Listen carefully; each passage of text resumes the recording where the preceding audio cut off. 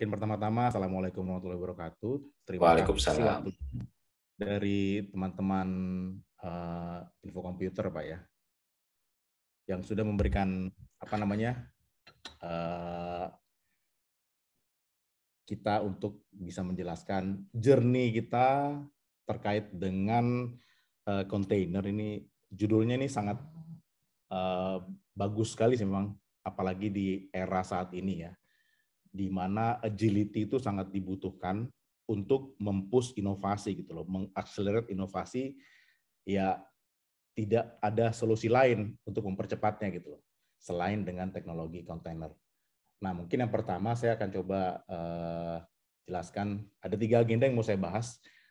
Tidak terlalu panjang, mungkin singkat aja, 3 bagian saja. Yang pertama, journey kita di containerization itu seperti apa, lalu kemudian key advantage dari containerization itu seperti apa, serta challenge dan mitigation kita ketika kita move dari model bare metal base atau virtual machine base ke model containerization.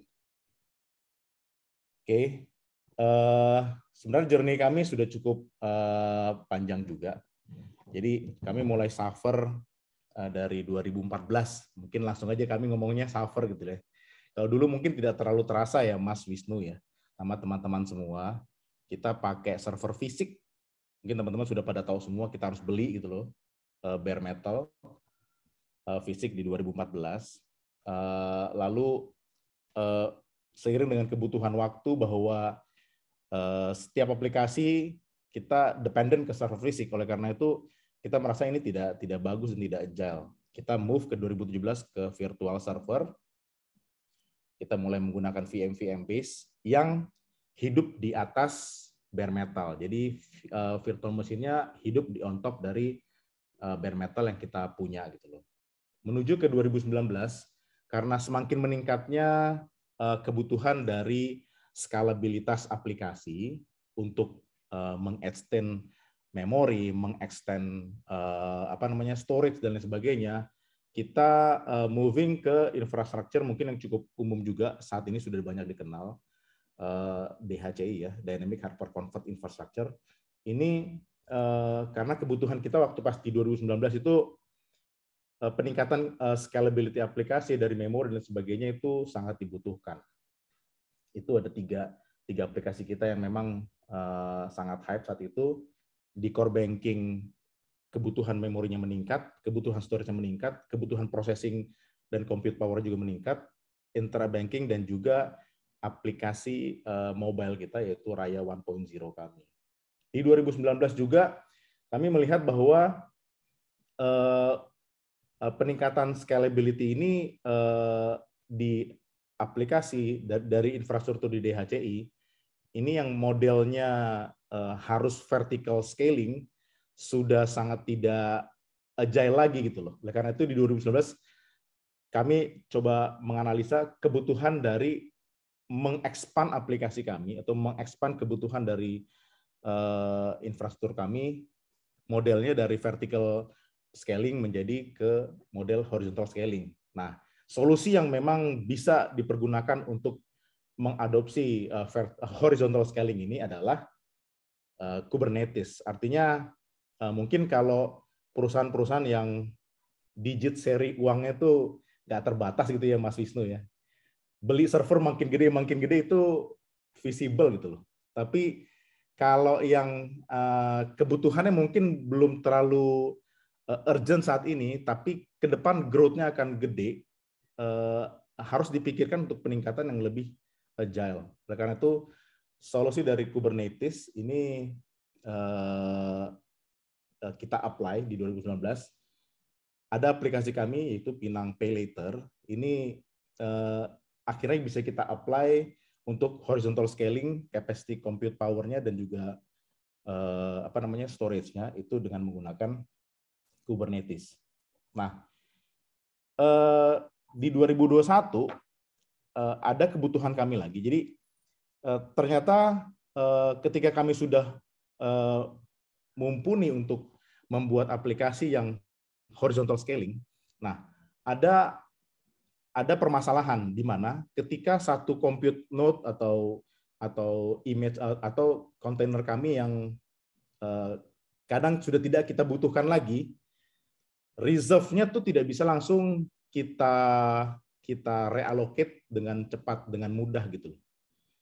Dan ada mungkin tanganisasi ya, atau pengelolaan yang memang harus kita perhatikan, monitoring terkait dengan kebutuhan node kalau ada penambahan infrastruktur, atau kalau memang ada kontainer yang tidak kita butuhkan lagi, itu tidak dengan cepat kita mudah untuk kita copot gitu loh. Nah, oleh karena itu kita move lagi ke model containerized menggunakan GKE ya di Google. Ini kebutuhan dari tim untuk memanage keseluruhan service dari containerized kami dapat diselesaikan dengan mudah. Jadi jikalau ada memang kontainer yang tidak kita pakai, itu seluruh kebutuhan resource yang sebelum pernah di grab itu bisa langsung hilang, dan kita bisa mempergunakan untuk kontainer yang lain lagi.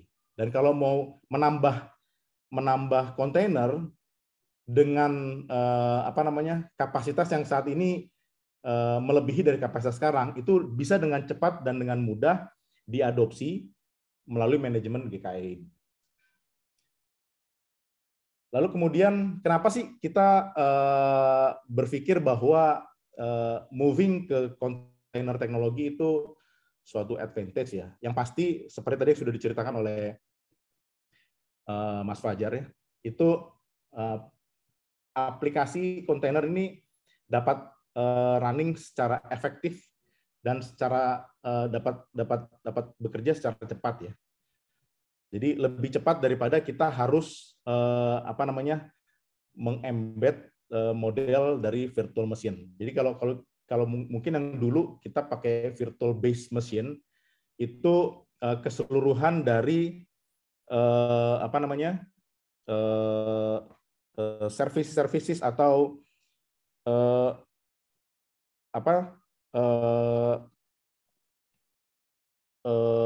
dependencies itu harus kita apply di dalam satu VM.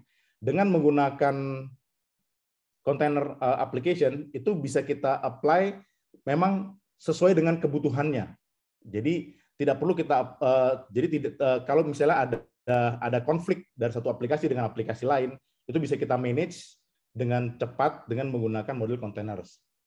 Lalu agility itu bisa kita capai juga dengan menggunakan pengembangan secara kontainer.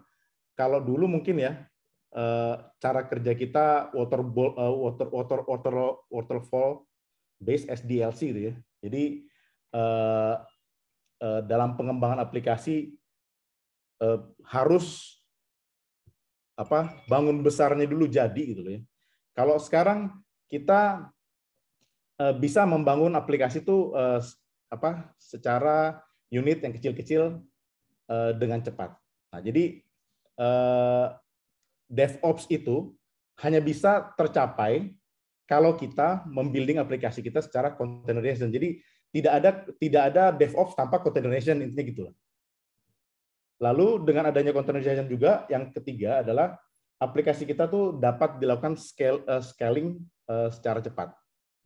Dan yang terakhir, penggunaan dari resource, seperti tadi yang saya sebutkan journey kita di 2021 ini, kita moving dari Kubernetes yang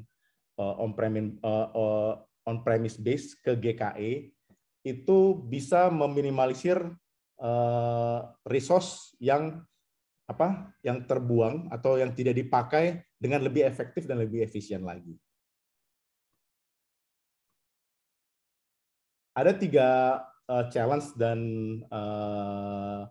hal yang memang yang harus kita perhatikan ketika kita moving ke containerization.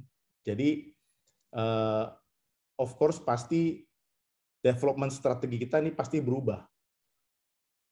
Jadi dari tim yang dulu mungkin berpikirnya kita mengembangkan aplikasi apa namanya, semua dikembangkan dalam satu aplikasi virtual machine base. Lalu sekarang dengan adanya containerization, kita bisa memisahkan jenis-jenis aplikasi mungkin yang web-based model, itu yang stateless aplikasi, kita bikin containerization, itu harus merubah dari yang dulu modelnya seperti itu, sekarang ke model yang stateless. Lalu kemudian yang kedua adalah developer nih harus butuh belajar atau harus butuh mengadopsi cara-cara pembangunan atau membangun aplikasi dengan konsep-konsep kontainer gitu loh. Jadi tidak bisa apa namanya, berpikir bahwa bangun aplikasi harus model apa namanya, monolithic base, semua harus stateful connection, hal-hal yang bisa kita pisah antara yang stateful, misalnya koneksi ke database, itu kita pecah dengan yang modelnya web-based aplikasi ya. Itu dengan model stateless ini. Jadi developer harus mulai mengadopsi model-model pengembangan dengan menggunakan containerization. Lalu kemudian cara supaya teman-teman di perusahaan lain ya, atau teman-teman yang ada yang join di Info Komputer ini bisa mulai start berpindah dari model virtual machine atau bare metal base ke containerization, mungkin strateginya adalah ya mulailah dari membangun aplikasi-aplikasi yang less critical dulu gitu loh. Jangan yang high critical, nanti begitu dipindah ke containerization ada permasalahan konflik dan sebagainya, masih bingung gitu loh. Nah, ini mulai dari start dari aplikasi-aplikasi yang less critical, baru ketika journey itu sudah mulai terbangun, sudah mulai paham bagaimana cara menghubungkan satu kontainer dengan kontainer yang lain dalam satu orchestration, itu barulah teman-teman baru mengconsider moving ke model kontainer. Lalu untuk kaitan yang dengan operational excellence, ini yang harus diperhatikan adalah teman-teman harus membangun developers yang memiliki skill set kontainer. Jadi skill set kontainer ini bukan skill set yang dulu kita ngembangin aplikasi dengan menggunakan apa namanya Java base, terus kemudian pakai aplikasi mungkin .NET gitu loh ya, atau aplikasi yang dikembangkan dengan menggunakan bahasa pemrograman yang dulu kita pakai, itu harus diajarin atau harus mengikuti training sehingga memiliki skill set bagaimana cara membangun developer yang punya skill set container. Apa itu skill set container? Jadi membangun aplikasi memang sesuai dengan kebutuhan stateful aplikasi saat itu. Misalnya stateful aplikasi untuk kebutuhan login proses. Ya udah fokus hanya di bagian login proses saja gitu loh. Terus habis itu container untuk kebutuhan transaction aplikasi. Nah, ya udah bikinlah bagian dari container yang khusus untuk mengurusi terkait dengan connection ke apa namanya, ke pembukuan transaksi dan lain sebagainya. Lalu kemudian adopsi dari containerization ini tidak mungkin tidak meng-apply yang namanya CI/CD ya. Jadi sudah pasti otomatis kalau teman-teman moving ke containerization harus juga belajar terkait dengan mengadopsi CI/CD. Jadi dari mulai programmer mengembangkan aplikasi lalu di-push ke repository.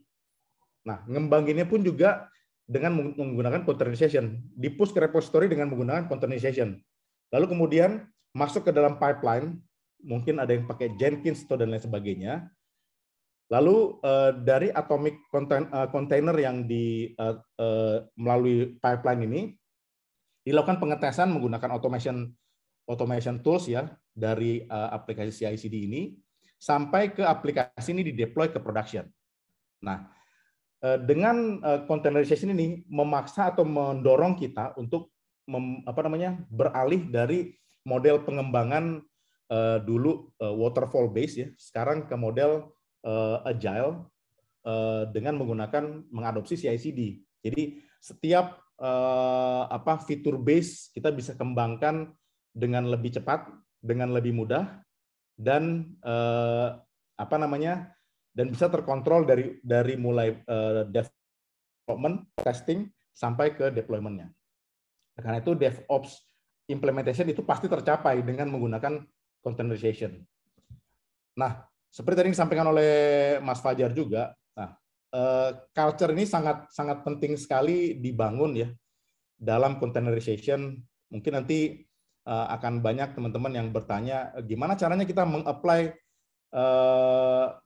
security di dalam atomic container yang dependencies-nya hanya sedikit gitu loh, aplikasi yang kita masukkan di situ. Nah, itu yang mesti dipikirkan bagaimana caranya kita memiliki awareness ketika kita membuilding image atau membuat